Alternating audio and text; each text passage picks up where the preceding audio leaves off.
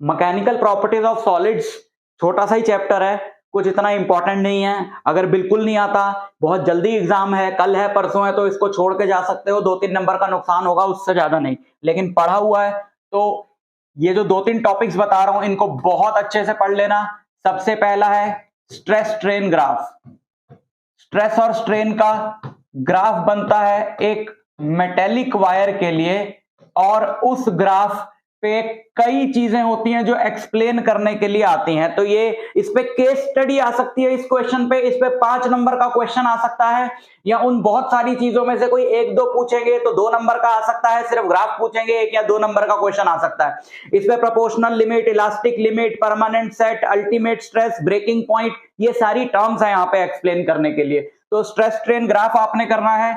दूसरा, modulus of elasticity पे आपका न्यूमेरिकल बहुत ही ज्यादा इंपॉर्टेंट है। मॉड्यूलस ऑफ इलास्टिसिटी कौन कौन से?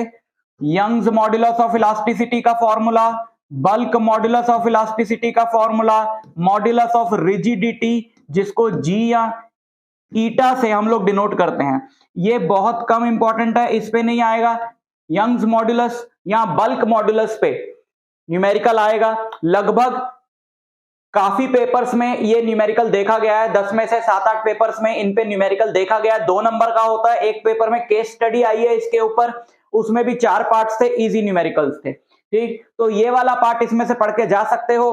थोड़ा सा टाइम और है तो आप एक डेरिवेशन कर लेना, छोटा डेरिवेशन है, 2 से ज्यादा का नहीं आएगा, 2 नंबर से ज्यादा का। Elastic potential energy stored in a wire, जो चैप्टर वर्क एनर्जी पावर में था ½ वो नहीं, यहां पर भी एक डेरिवेशन है, elastic potential energy stored in a stretched wire.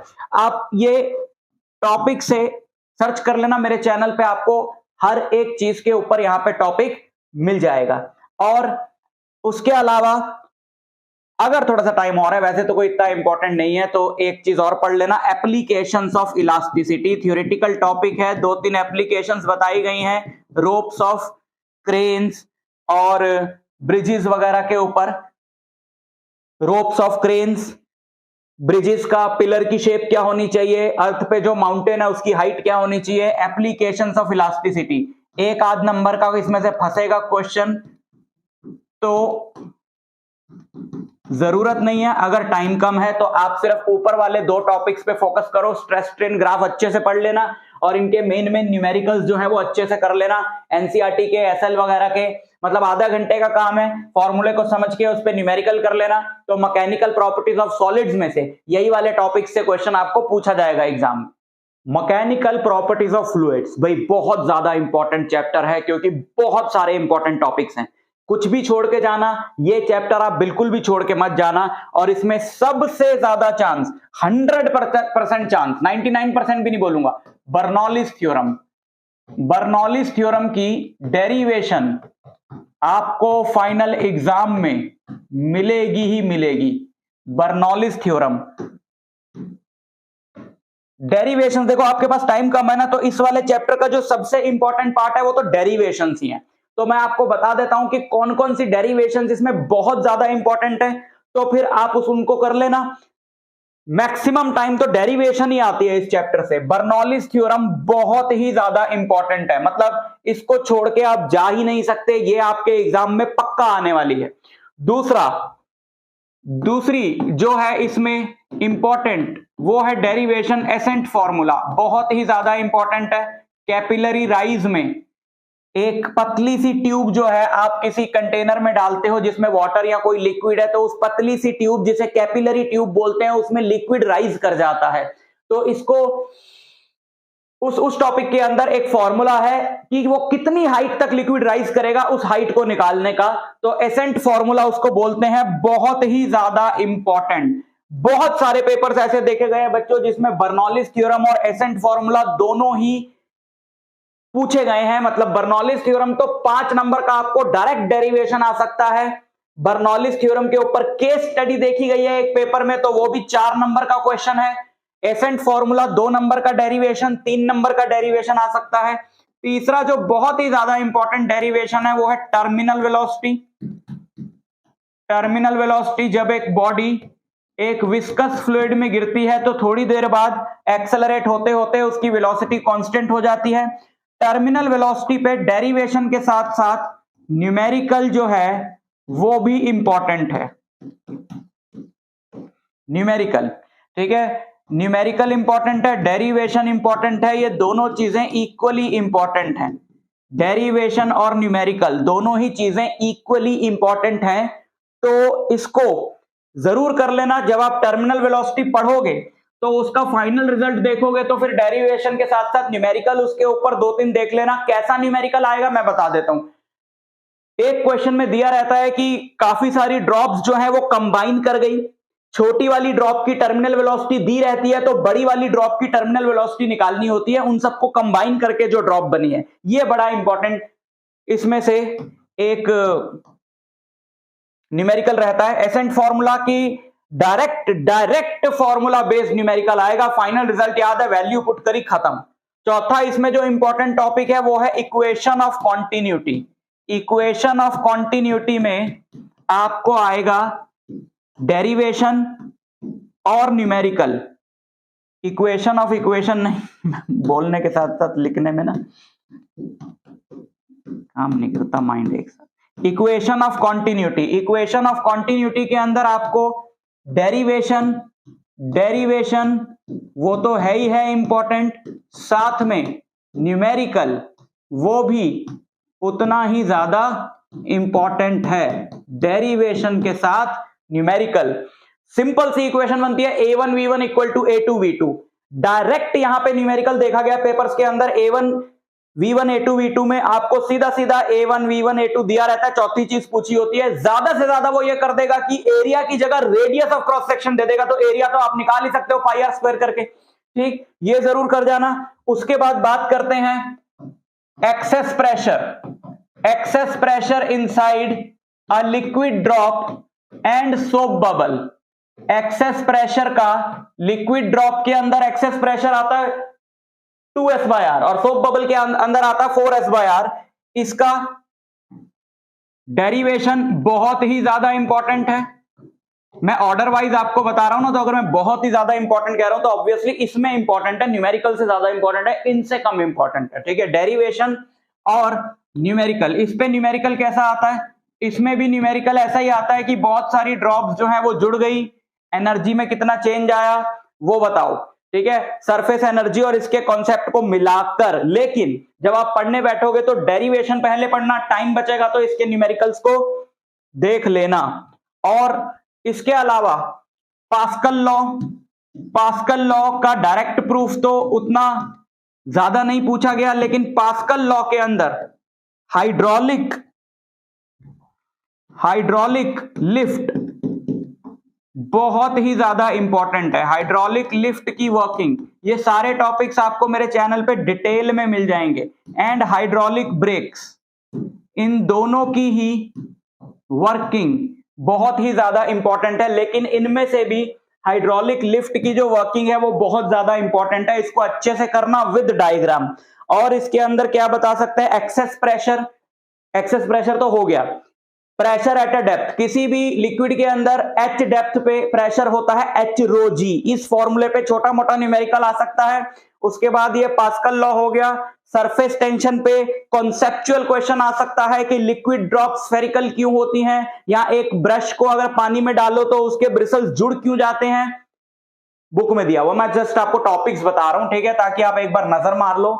Surface tension के अंदर एक्सेस प्रेशर बहुत इंपॉर्टेंट है, एसेंट फॉर्मूला बहुत इंपॉर्टेंट है, एंगल ऑफ कांटेक्ट ठीक है, विस्कोसिटी का फॉर्मूला पढ़ लेना। स्टोक्स लॉ इंपॉर्टेंट है। स्टोक्स लॉ छोटा सा है, ज्यादा कुछ है नहीं उसके अंदर, तो स्टोक्स लॉ पढ़ लेना और उसकी जो डेरिवेशन है उस पे नजर मार लेना। अगर आपको फर्स्ट चैप्टर आता है डायमेंशनल एनालिसिस के मेथड से, स्टोक्स लॉ की डेरिवेशन है, टर्मिनल वेलोसिटी और equation of continuity, Bernoulli's theorem, ठीक है। थोड़ा सा टाइम आपके पास बचेगा, टॉरिसिली थ्योरम पे भी एक बारी नजर मार लेना। आप कहोगे सारे टॉपिक्स बोल रहे हैं सर, तो सारे टॉपिक पहली बात तो मैंने नहीं बोले हैं, दूसरी बात इस चैप्टर में बहुत सारी चीजें इंपॉर्टेंट है तो कुछ नहीं कर सकते। इस चैप्टर को रिवाइज करने के लिए 1-2 घंटे आप अच्छे से निकाल लेना, ये सारी चीजें बहुत अच्छे से पढ़ लेना, इसके बाहर नहीं आएगा, इस बात की गारंटी है। ठीक, तो इनको नोट कर लो। थर्मल प्रॉपर्टीज ऑफ मैटर में अगर हम लोग बात करें तो सबसे ज्यादा जो इंपॉर्टेंट टॉपिक है वो है थर्मल एक्सपेंशन का। थर्मल एक्सपेंशन के अंदर आपको फॉर्मूला मिलता है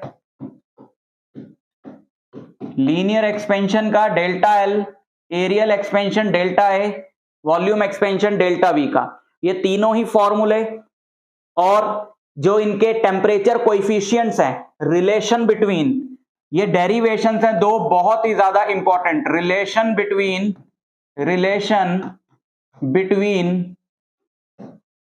alpha and beta, temperature coefficient of linear expansion and temperature coefficient of areal expansion, and relation between alpha and gamma, ये दोनों आप इसके अंदर करोगे। सेकंड टॉपिक की अगर हम बात करें, इससे न्यूमेरिकल भी आ सकता है, लेकिन जो सबसे ज्यादा इंपॉर्टेंट चीज है वो है इन दोनों के बीच में रिलेशन डिराइव करना।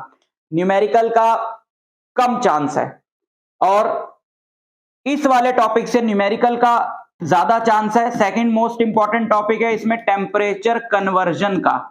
टेम्परेचर कन्वर्जन के ऊपर न्यूमेरिकल आएगा, चांस है कि डिग्री से फ़ारेनहाइट, फ़ारेनहाइट से केल्विन, ये सब जो टेम्परेचर कन्वर्जन्स हैं इनके ऊपर न्यूमेरिकल आपको पूछा जाएगा। इसको आप प्रिपेयर कर लेना। फिर आप प्रिपेयर कर लेना टॉपिक जो कंबाइंड टॉपिक्स हैं, specific heat capacity, specific heat capacity, specific heat capacity, molar heat capacity, molar heat capacity, heat capacity, latent heat, calorimetry, ये सब कंबाइंड टॉपिक्स हैं। इन पे क्या आएगा, इन पे थ्योरी तो नहीं है, मोलर हीट कैपेसिटी है ये, ठीक है, पूरा लिख लेना। मैं अभी टाइम नहीं लगा रहा हूं, आपका जल्दी एग्जाम है तो टाइम आपका वेस्ट नहीं करूंगा। Specific heat capacity, molar heat capacity, latent heat, formula है ना delta Q equal to M C delta T. Molar heat capacity के अंदर delta Q equal to N C delta T. Small C है specific heat capacity, capital C है molar heat capacity. Latent heat के अंदर formula delta Q equal to M into L, L है latent heat. जो state change होता है जब substance का, कि दो चीजों को कांटेक्ट में रखा, वाटर, बहुत हॉट वाटर लिया और आइस ली, उनको एक दूसरे के साथ कांटेक्ट में रखा, आइस का टेम्परेचर इतना हो गया, वाटर का इतना हो गया, वाटर में कोई मेटेलिक गरम कोई चीज डाल दी, उसका टेम्परेचर डाउन हो गया, तो इसका फाइनल टेम्परेचर बताओ, वाटर का फाइनल टेम्परेचर बताओ, आइस का फाइनल टेम्परेचर बताओ, मास बताओ। वो सारी चीजें आप कर सकते हो, लेकिन इसमें टाइम लगेगा इन चीजों को सीखने में। तो अगर आपके पास थोड़ा टाइम ज्यादा है और आप बाकी सारी जो मैंने इंपॉर्टेंट चीजें मैं बता रहा हूं बाकी चैप्टर्स और टॉपिक्स की वो कर चुके हो, तो फिर आप करना इसको, अदरवाइज इसको आप यहीं पे छोड़ देना। और इसके बाद अगर हम लोग बात करें तो इस चैप्टर के अंदर सीपी और सीवी, जो मोलर हीट कैपेसिटीज है, molar heat capacity at constant pressure, molar heat capacity at constant volume, CP जो है वो सीवी से बड़ा होता है। 2 नंबर का कॉन्सेप्चुअल में क्वेश्चन आता है, इसको अच्छे से कर लेना। न्यूटन्स लॉ ऑफ कूलिंग अगर टॉपिक करवाया है क्लास में तो बहुत ही ज्यादा इंपॉर्टेंट है, लेकिन न्यूमेरिकल का कम चांस है। इसमें आपको डेरिवेशन है एक, वो पूछी जाती है, और एक ग्राफ है वो पूछा जाता है। ठीक है, लिख देता हूं मैं यहां पे, डेरिवेशन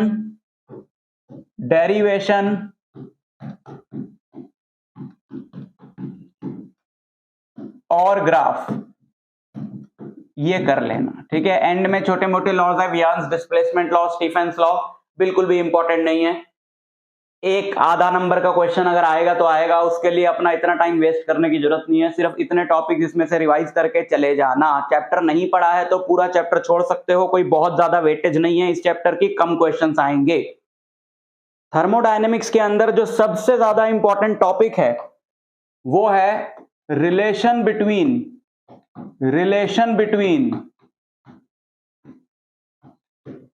सीपी एंड सीवी।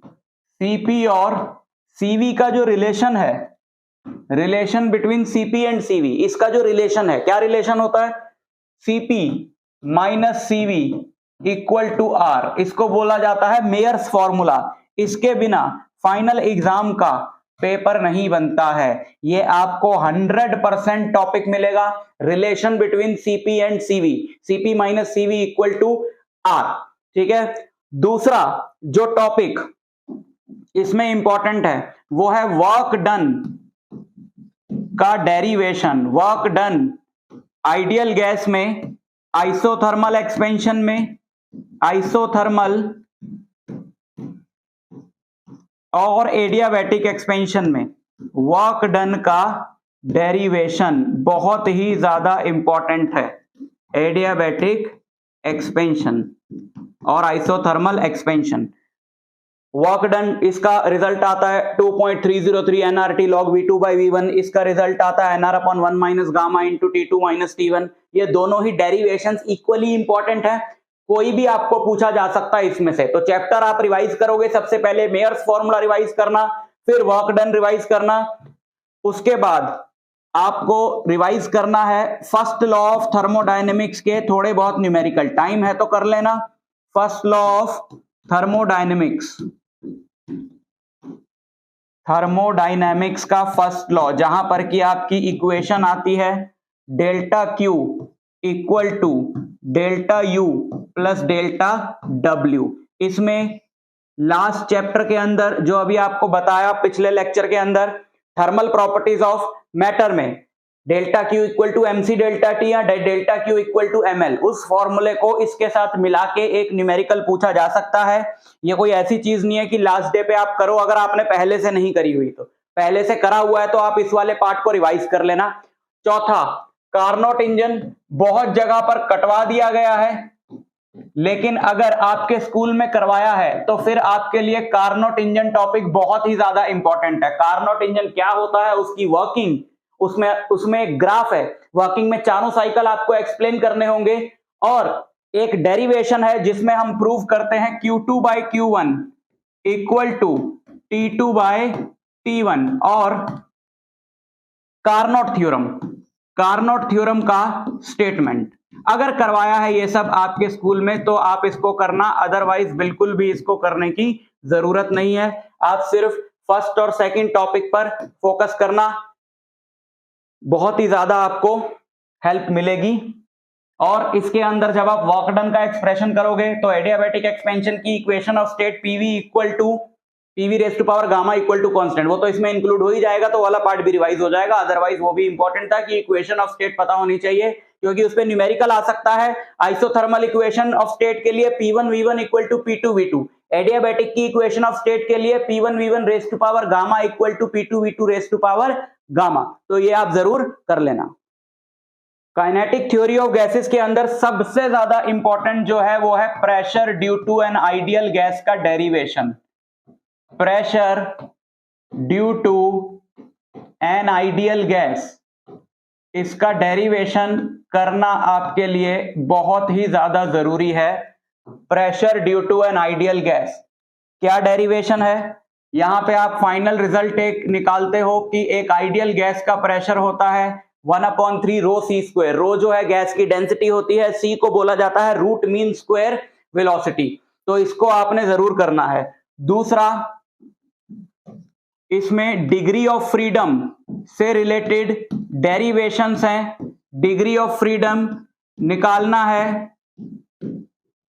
यहां सीपी और सीवी निकालना है, गामा निकालना है एक ऐसी गैस का जिसका डिग्री ऑफ फ्रीडम आपको पता है।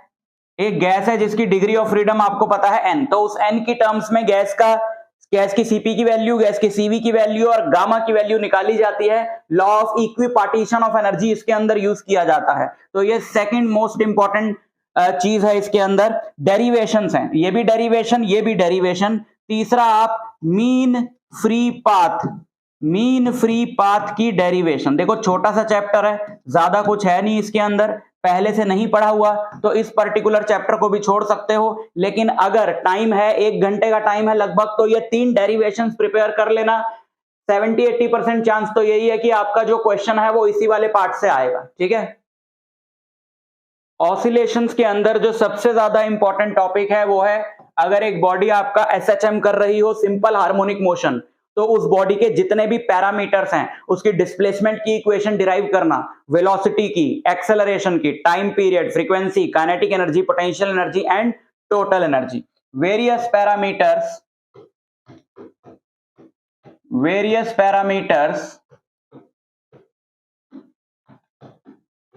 इन एसएचएम में बॉडी के पैरामीटर्स कौन कौन से, एक बार अभी मैं लिखूंगा तो टाइम लग जाएगा, उतना टाइम है नहीं आपके पास, दोबारा बता देता हूं। डिस्प्लेसमेंट की equation y equal to a sin omega t, उसको डिफरेंशिएट करके वेलोसिटी की इक्वेशन, उसको डिफरेंशिएट करके एक्सेलरेशन, वहां से आती है फोर्स, मास से मल्टीप्लाई करके, फिर kinetic energy half mv square करके, v हम पहले निकाल चुके हैं, फिर potential energy half kx square करके, और टोटल एनर्जी उन दोनों को ऐड करके।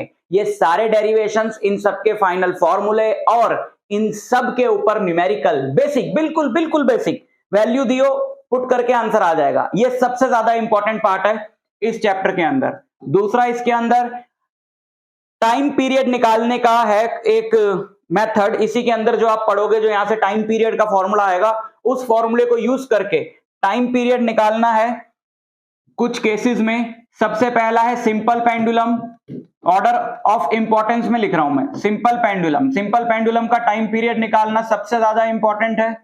दूसरा, oscillations in YouTube, oscillations of liquid in YouTube. देखो ऊपर, अगर आपके पास टाइम कम है, सिर्फ ऊपर वाला करो और काम खत्म। है टाइम तो ये भी देख लेना, ज्यादा टाइम इसको देखने में लगेगा नहीं। Oscillations of liquid in YouTube, उसके बाद oscillations of floating cylinder, oscillations of, ये टॉपिक्स क्या हैं आप सर्च कर लेना। अगर आपको पता नहीं है तो इन टॉपिक्स के बारे में मेरे चैनल पे हर एक के ऊपर आपको वीडियो मिल जाएगा। ऑसिलेशंस ऑफ फ्लोटिंग सिलेंडर, और चौथा oscillations of body inside earth, body की ऑसिलेशंस की, अगर एक टनल हमने खोद दिया नॉर्थ पोल से साउथ पोल तक और उसमें एक बॉडी को फेंक दिया, तो अर्थ के सेंटर को मीन पोजीशन मान के वो बॉडी ऑसिलेट करती है। और टाइम पीरियड निकालना है springs and combinations of springs and combinations of springs का टाइम पीरियड निकालने का, और कॉम्बिनेशन, सीरीज और पैरेलल कॉम्बिनेशन में टाइम पीरियड निकालना हो, या फिर उसके अंदर इक्विवेलेंट स्प्रिंग कांस्टेंट निकालना हो। ये टॉपिक तीसरा सबसे ज्यादा इंपॉर्टेंट टॉपिक है। टाइम कम है, ऊपर वाले कर लो, पूरा टाइम है, 1 घंटा बैठ के पूरा रिवाइज कर लो, इससे बाहर क्वेश्चन नहीं आएगा ऑसिलेशंस चैप्टर के अंदर, नोट कर लो इसको।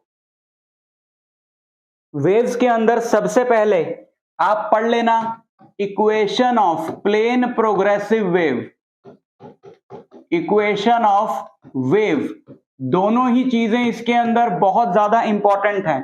पहली चीज जो इसके अंदर आपको करनी है वो है इसके इक्वेशन ऑफ वेव के की डेरिवेशन में आपको फाइनल रिजल्ट मिलेगा जब आप वेव की इक्वेशन डिराइव करोगे, y equal to a sine kx plus minus omega t, positive X axis के लिए minus omega t, negative X axis के लिए प्लस ओमेगा टी, और फिर इसी के ऊपर आपको डायरेक्ट न्यूमेरिकल मिलेगा। उस न्यूमेरिकल के लिए आपको पता होना चाहिए कि k जो है वो 2 पाई बाई लैम्डा होता है और ओमेगा जो है वो 2 पाई बाई टी होता है। लैम्डा वेवलेंथ है, टी टाइम पीरियड है। दूसरा यहां पर जो इंपॉर्टेंट टॉपिक है वो स्टैंडिंग वेव्स हैं। स्टैंडिंग वेव्स में आपको डेरिवेशन पूछा जा सकता है स्टैंडिंग वेव्स की, हार्मोनिक्स का, फर्स्ट हार्मोनिक, सेकंड हार्मोनिक की फ्रीक्वेंसी क्या आती है, थर्ड हार्मोनिक की फ्रीक्वेंसी क्या होती है, ठीक है। और स्टैंडिंग वेव्स का सबसे इंपॉर्टेंट जो पार्ट है, स्टैंडिंग वेव्स के अंदर यहाँ पे 3 टॉपिक्स हैं, लेकिन जो सबसे इंपॉर्टेंट पार्ट है वो है standing waves on strings, stretched strings पे स्टैंडिंग वेव्स की डेरिवेशन, जहां पे फ्रीक्वेंसी निकालते हो फंडामेंटल नोट की, फर्स्ट हार्मोनिक, सेकंड हार्मोनिक, उसके बाद organ pipes, open and close organ pipes, ठीक है। तो आपके पास टाइम है तो आप दूसरा टॉपिक ये पढ़ेंगे। तीसरे में आपको पढ़ना है बीट्स। बीट्स के अंदर आपका डेरिवेशन है एक बीट इंटरवल और बीट फ्रीक्वेंसी का, लेकिन इसके ऊपर न्यूमेरिकल भी आता है। बीट इंटरवल और बीट फ्रीक्वेंसी पे न्यूमेरिकल भी बहुत आता है, जहां पर आपको ट्यूनिंग फोर्क्स दिए होते हैं कि दो ट्यूनिंग फोर्क्स हैं, एक की दोनों से एक साथ जो हमको 4 बीट्स पर सेकंड मिल रही हैं, फिर एक ट्यूनिंग फोर्क को हमने वैक्स से लोड कर दिया या उसकी फाइलिंग कर दी तो फिर कितनी बीट्स मिलेंगी, ये सारी चीजें उसके अंदर पूछी जाती हैं। तो न्यूमेरिकल आप कर लेना। इसके बाद आपके पास अगर टाइम बचे और आपके स्कूल में करवाया हो तो न्यूटन्स फॉर्मूला नहीं करवाया स्कूल में तो बिल्कुल छोड़ देना इस टॉपिक को। Newton's formula for velocity of sound, Newton's formula for velocity of sound in gases, Newton's formula for velocity of sound, जहां पर कि न्यूटन ने फॉर्मूला निकाला था साउंड की वेलोसिटी एयर में कितनी होती है, उसमें कुछ गलती थी, लैपलास ने उसे करेक्ट किया था और जो फाइनल फॉर्मूला आया था लैपलास का वो है गामा पी बाय रो। इस फाइनल रिजल्ट के ऊपर छुटपुट न्यूमेरिकल्स और पी बाय रो की जगह आर टी बाय एम लिखा जा सकता है। तो टेम्परेचर और मॉलिक्यूलर मास की टर्म्स में gamma R T by M, ये फॉर्मूला, इस पे छोटे मोटे न्यूमेरिकल्स, चौथा ऑर्डर है इसका इंपॉर्टेंस में। और velocity of transverse wave on a string जो कि होता है under root T by m, m मतलब मास पर यूनिट लेंथ, मास नहीं है, मास पर यूनिट लेंथ है। तो velocity of transverse wave on a stretched string, ये वाला जो फॉर्मूला है कि स्ट्रेच्ड स्ट्रिंग पे ट्रांसवर्स वेव की वेलोसिटी क्या होती है और उसे डिराइव करो। डेरिवेशन आप इसका करोगे by the method of dimensions, जिनको आता है वो डायरेक्ट, अब बुक से भी पढ़ने की जरूरत नहीं है, डायरेक्ट कर लोगे। और दूसरा velocity of longitudinal wave in gases, जिसका रिजल्ट आता है अंडर रूट बी बाय रो, तो वो डिपेंड करती है गैस के बल्क मॉड्यूलस पे और गैस की डेंसिटी पे। इन दोनों पे 2 नंबर का डेरिवेशन पूछा जा सकता है। तो वेव्स में ये वाले टॉपिक रिवाइज कर लेना अगर कल पेपर है तो।